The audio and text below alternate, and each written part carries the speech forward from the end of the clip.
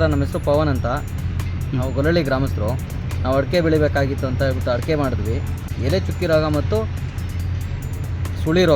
ಸುಳಿ ರೋಗದಲ್ಲಿ ತಿಗಣೆ ಮತ್ತು ಎಲೆ ಚುಕ್ಕಿಯಲ್ಲಿ ವೈಟ್ ಪ್ಯಾಚಸ್ ಬರುತ್ತಲ್ಲ, ಅದಕ್ಕೆ ಏನು ಮಾಡಿದ್ದಾರೆ, ನಾನು ಸಜೆಷನ್ ತೊಗೊಂಡೆ ನನ್ನ ಫ್ರೆಂಡು.